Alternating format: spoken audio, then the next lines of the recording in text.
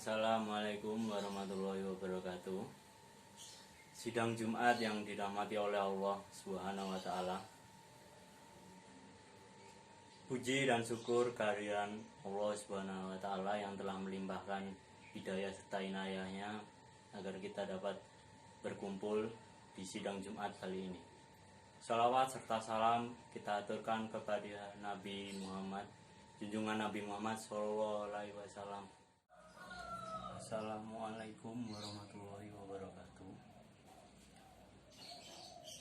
Inna hamdalillah nahmaduhu wa nasta'inuhu wa nastaghfiruhu wa na'udzu billahi min syururi anfusina wa ma min sayyi'ati ma'alaina man yahdihillahu fala mudhillalahu wa ma yudlil fala hadiya lahu.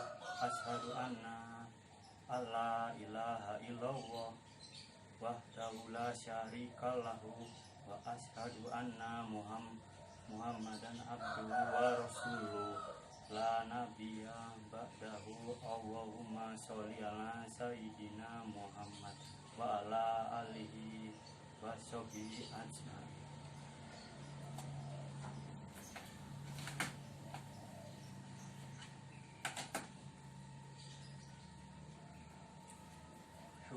Quran Surat Luqman.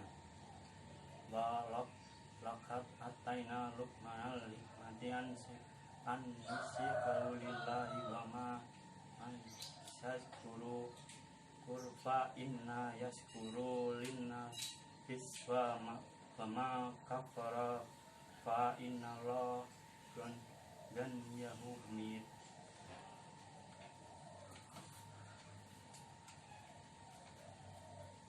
Artinya, dan sesungguhnya telah kami berikan hikmat kepada Luqman, yaitu bersyukur kepada Allah, dan barang siapa yang bersyukur kepada Allah, maka sesungguhnya ia bersyukur untuk dirinya sendiri.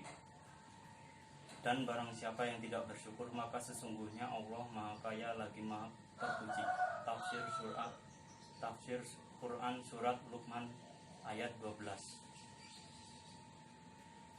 Mensyukuri nikmat Allah membutuhkan kekuatan iman, karena sesungguhnya nikmat-nikmat tersebut seringkali melalaikan banyak orang yang diberikan oleh Allah Subhanahu wa Ta'ala.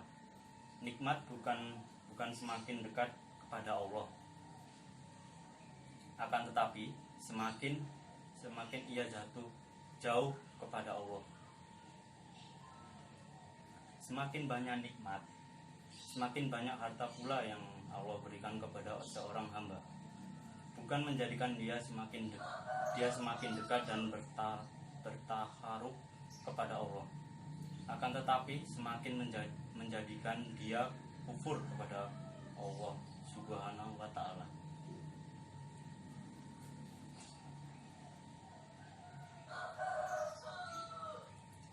Bersombong karena ia merasa memiliki harta yang banyak, ujub dengan kekayaan dan hartanya, dengan pakaian yang mewah seperti sikhoru yang ia keluar kepada kaumnya dengan perhiasan dan ia merasa sombong dengan ia menganggap bahwasanya kekayaan itu semua hasil jerih payah tanpa sama sekali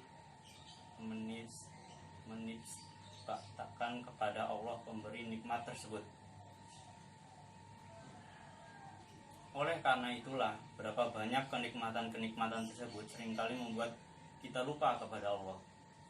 Cobalah kita renungkan, dalam kehidupan kita, Allah memberikan kepada kita nikmat-nikmat yang banyak, berupa nikmat pakaian, demikian pula nikmat makanan, nikmat tempat tinggal, demikian pula nikmat kendaraan. Terutama nikmat ketika kita bisa berhubungan dengan manusia berupa handphone. Demikian pula alat-alat komunikasi yang lainnya. Semua itu adalah nikmat yang Allah berikan kepada kita. Tapi entah kenapa kemudian di antara kita lebih disibukkan dengan WhatsApp, lebih disibukkan dengan Facebook, lebih disibukkan dengan alat-alat yang berzikir kepada Allah,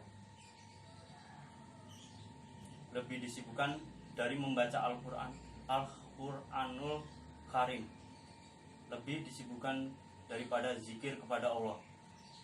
Bahkan ia lebih banyak membaca WhatsApp daripada ia membaca Quran, daripada ia membaca kitab-kitab para ulama.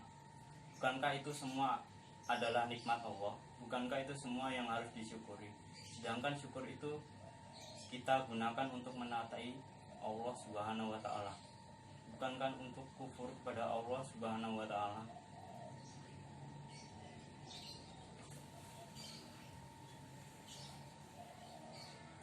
Al-Iman Ibnul Qayyim rahimahullah yang menyebutkan bahwasanya syukur itu mempunyai rukun. Rukun yang pertama, mengikuti dengan hati kita bahwasanya nikmat ini adalah dari Allah Subhanahu wa taala. Tidak sepertinya sebagaimana seseorang yang sombong menganggap bahwasanya kenikmatan tersebut hasil daripada jerih payahnya, karena kecerdasannya, karena keterampilannya, karena kemampuannya dalam berbisnis, sehingga dia tidak menciptakan itu kepada Allah Subhanahu wa taala.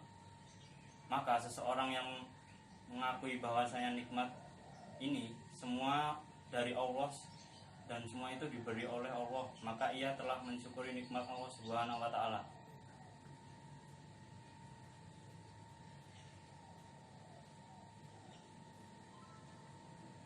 Rukun yang kedua, ia mengucapkan dengan lisan puji dan syukur kepada Allah, karena sesungguhnya ia tahu dan yakin bahwasanya satu-satunya yang berikan kenikmatan hanya Allah Subhanahu wa taala, bukan atasannya, bukan pula siapa-siapa. Dia yakin dengan seyakin-yakinnya bahwa pemberi rezeki hanyalah Allah. Maka ia memuji Allah, ia puji Allah atas seluruhnya kenikmatan yang Allah berikan kepadanya. Adapun rukun yang ketiga, kata Ibnul Qayyim, yaitu menggunakan nikmat-nikmat tersebut untuk mentaati Allah. Kita gunakan HP kita mentaati Allah, kita gunakan kendaraan kita untuk mentaati Allah. Bahkan panca indera kita untuk merupakan kenikmatan yang besar. Kita gunakan mata ini untuk melihat apa yang diridhoi Allah. Kita gunakan telinga untuk mendengarkan apa yang Allah cintai. Kita gunakan hati untuk memahami ayat-ayatnya.